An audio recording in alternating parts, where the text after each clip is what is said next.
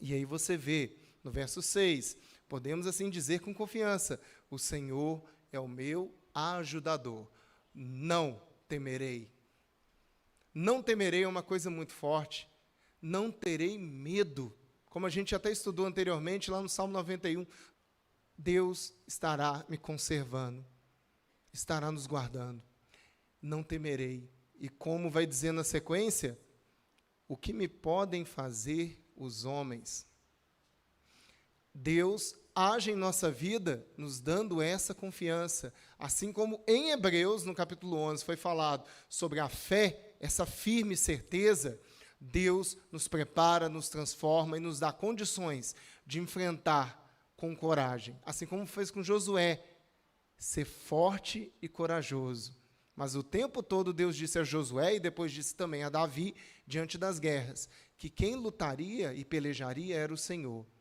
E caberia a eles o quê? Se fortalecer no Senhor, mudar a mente e o coração, entregando completamente as vidas nas mãos do Senhor. E aí, na sequência, lembrem-se dos seus líderes que falaram a palavra de Deus. Os líderes, e aí na própria carta aos Hebreus, vai ter uma passagem, se eu não me engano, no capítulo 6, que vai falar o seguinte, que alguns cristãos, eles estavam ainda precisando tomar leite espiritual, ou seja, eles ainda estavam muito devagar na fé.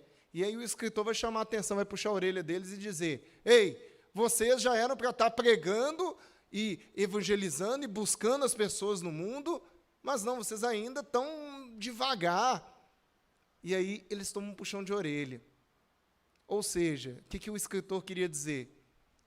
Nós precisamos nos capacitar, nos preparar e, vou pegar a Bíblia para reforçar, estudar a Bíblia. Eu tenho visto muitas pessoas, jovens e adultos, maratonando séries no Netflix, Amazon e por aí vai. É pecado? O pessoal ficou olhando assim, preocupado. Não é pecado. Que tal a gente maratonar essa semana o livro de Hebreus? Eu ouvi um amém? Se eu tivesse falado para maratonar uma série do Netflix, eu acho que eu ia ouvir um amém mais forte. Mas, enfim. Estou preocupado. Amém? Então, pois é, a gente pode maratonar Hebreus essa semana. Dever de casa.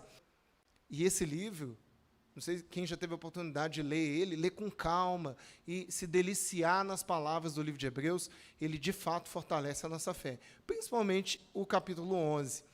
Mas, continuando, olha o que o texto vai nos dizer, que não é que eu preciso respeitar esses líderes, esses pastores, que na verdade são aqueles que lá atrás se converteram, Deus mudou a vida deles, transformou, e agora eles estão aptos e prontos para servir, para ensinar, para que outros possam aprender e possam, então, multiplicar. Igreja multiplicadora. Aí, ó, o pessoal está procurando livro da Igreja Multiplicadora, está aí, ó.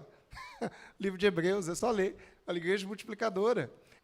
Então, precisamos honrar essa disponibilidade, precisamos honrar essa dedicação, que os mestres, os líderes, que foram trabalhados pelo Senhor e preparados e colocados pelo Senhor para estarem à nossa frente e muitas vezes darem a vida, se dedicarem por nós. Posso dar só um exemplo muito rápido? O meu sogro era pastor lá em Nova Lima e é interessante porque ele não nasceu em Nova Lima. Ele nasceu, eu falei em São Paulo, nasceu no Nordeste, lá em Alagoas, viveu quase a vida toda em São Paulo, veio aqui para Minas, se tornou missionário e deu a vida pela obra, pelo ministério, pelo trabalho em Nova Lima. E o corpo dele está no cemitério lá. Ele morreu, ele deu a vida e está lá. Quantos de nós vão ter, então, vão poder olhar para a nossa história e dizer: fulano deu a vida pela obra? E aí, que coisa, hein? Quantos de nós vão poder um dia dizer que abriram mão de dinheiro, conforto, carro? Eu vi isso, né? E eu vi poucos anos da trajetória aí do meu sogro, né? Mas tem outros aí que a gente conhece a história. O pastor Rui conhece a história de vários outros pastores, outros irmãos conhecem também, que deram a vida pela obra, pelo reino. Sabe por quê? Porque isso, material, essas coisas aqui vão ficar. Mas o reino prevalece. Buscai primeiro o reino e a sua justiça, e todas as demais coisas serão acrescentadas. Amém?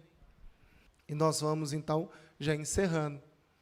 E eu quero te dizer que nós somos instrumentos nas mãos do Senhor. Vocês viram o louvor, agora há pouco? Que coisa gostosa.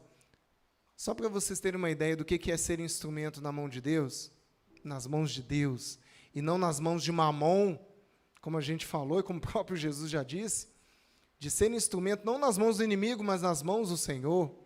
Se eu pegar aquele teclado ali e tentar tocar, eu já arrisquei aprender teclado, né? E como vocês podem ver, eu nunca toquei na igreja. Por quê? Porque eu não sei tocar. Não aprendi a tocar. Então, se eu tentar tocar, não vai ficar bonito assim. Mas olha o que é o instrumento. Deixa eu afastar um pouco, a câmera vai me perder, mas só para apontar, olha o que é o instrumento nas mãos de quem sabe tocar. Agora, imagine você. Você que nos assiste nessa noite. Você que está aqui, sentado, me ouvindo, nas mãos do Todo-Poderoso, que vai te usar da melhor maneira. E é assim que a gente vai encerrar hoje, pensando nisso, que Deus, se você se colocar nas mãos do Senhor, Ele vai te usar de uma forma tremenda, e Deus vai abençoar esse mundo, essa igreja, essa vizinhança, e Deus vai transformar as vidas desse mundo afora, não pelo nosso poder, mas porque você é um instrumento nas mãos certas, nas mãos do Senhor. Amém! Convido a igreja a ficar em pé nesse momento, e nós vamos orar, antes que eu me derreta, nós vamos orar e agradecer ao Senhor, porque Ele é digno de toda honra e de toda glória, e como é maravilhoso estar nas mãos dEle, e não nas mãos do inimigo. Seja usado pelo Senhor, porque Ele vai fazer o melhor com as suas vidas. Ele vai transformar esse mundo por onde você passar. Não se apegue a coisas materiais, mas apegue às espirituais, porque são essas que vão transformar o mundo. Glorifique ao Senhor a cada momento da sua vida. Seja um servo fiel com os seus bens, com a sua vida, com o seu tempo. Dê o melhor de todas as coisas de sua vida ao Senhor. Amém, igreja? Glória a Deus. Passo a palavra para o louvor. Sigamos. Nós temos a oportunidade de entregar a nossa vida a Deus. Quando a gente olha para Ele, e Ele olha para cada um de nós. Quando a gente olha para a cruz, a gente vê salvação.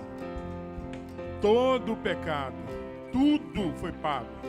E nós temos a oportunidade de se entregar. Nós temos a oportunidade de nos entregar a Ele.